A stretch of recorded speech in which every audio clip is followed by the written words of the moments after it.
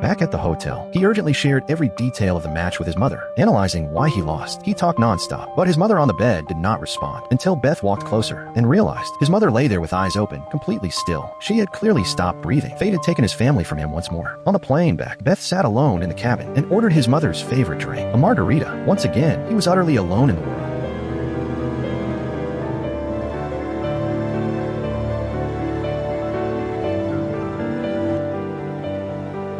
Back in the empty house, a cup with his mother's lipstick mark was still on the table. Grief and loneliness washed over him like a flood. Then the phone rang. It was Harry, who he had beaten before. Harry had seen the notation from the recent final. He thought the loss was just a tactical error and offered to help train him to defeat Borgov decisively next time. Where are you?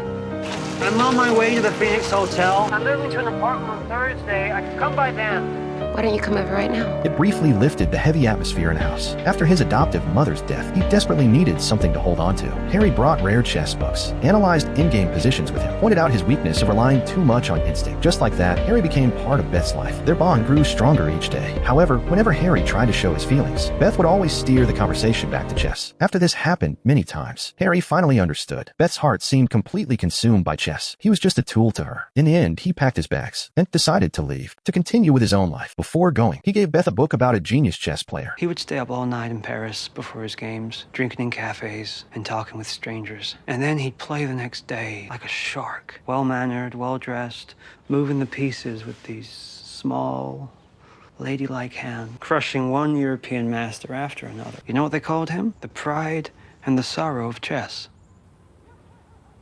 And then he retired at 22.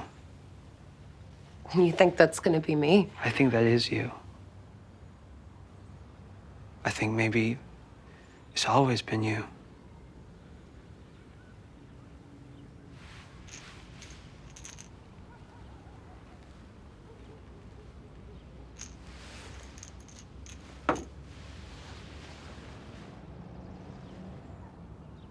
Be careful, Beth.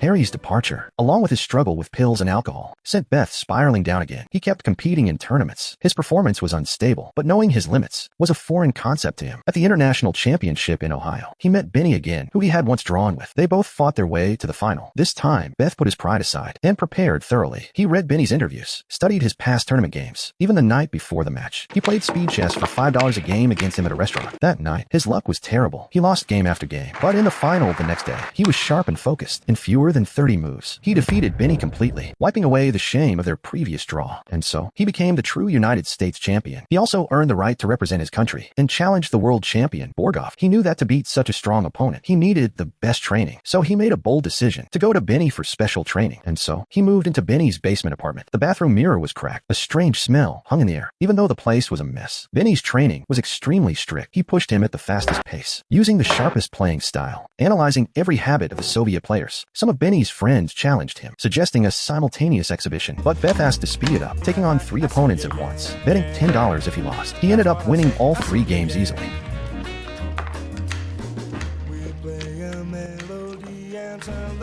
Benny looked at him with a complicated expression. There was admiration and also a hint of something hard to describe. Soon, the Paris tournament began. As the only female player, Beth became a target. At the press conference, someone said his flashy style was not suitable for a chess player. I would say that it's much easier to play chess without the burden of an Adam's apple. So how are you feeling about your match with Alec Berglund? I'm looking forward to it. Does that mean you think you can beat him? It means that I have to beat him. Miss Harman, do you feel good about rematch with Grandmaster Borgo? Very good. I slept on the plane, so I arrived in Paris with no jet lag. I'm very well rested. At night, I stay in my room and study Mr. Borgov's old games. Including the one against you in Mexico City? I still be now, Pedro.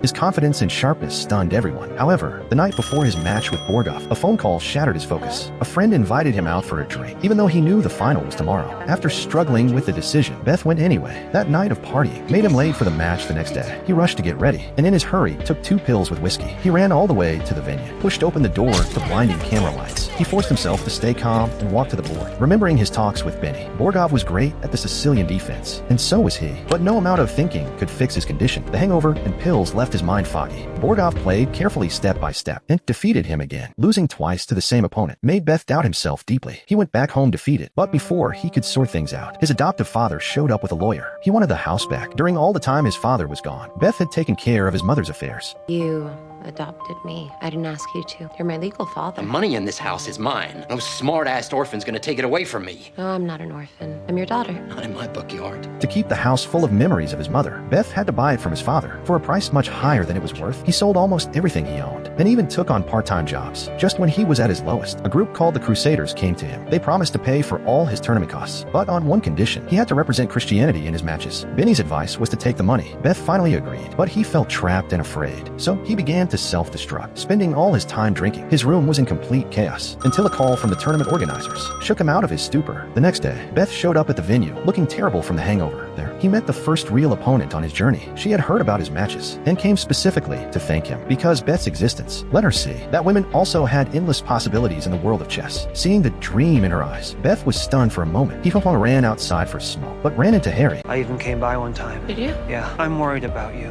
What on earth for? My dad drank. He wasn't mean or anything. He just got quiet and fell asleep in his clothes. Okay. You smell just like he did. Your eyes are just like his eyes. And your skin is... I said, I'm worried about you. Sounds more like you're feeling a little sorry for me. I didn't say that. And I'm not the one that's supposed to be in college, not working in a supermarket. I'm doing both.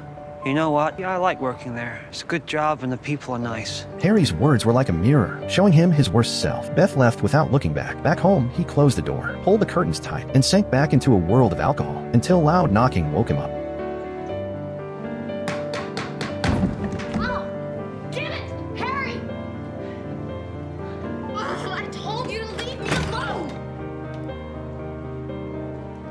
Jesus fucking Christ. Who the hell are you? Jolene. Jolene could hardly believe the state Beth was in. She brought heavy news. Mr. Sharble died. Even though they hadn't seen each other in years, Jolene still thought Beth should say goodbye. Mr. Shable's funeral was sadly empty. It showed how lonely his life had been. Beth went back to the orphanage and found himself walking into the familiar basement. A wave of guilt suddenly hit him. He remembered he still owed him $10. Then he saw something that shook him to the core. A whole wall covered with newspaper clippings about him, from his first state championship article to the big report on his national win. Mr. Shable had silently recorded his every step this way, keeping a pride he never spoke about. Behind that cold goodbye years ago was such a deep and silent love. The one who made him who he was always him, and he had never come back to see him.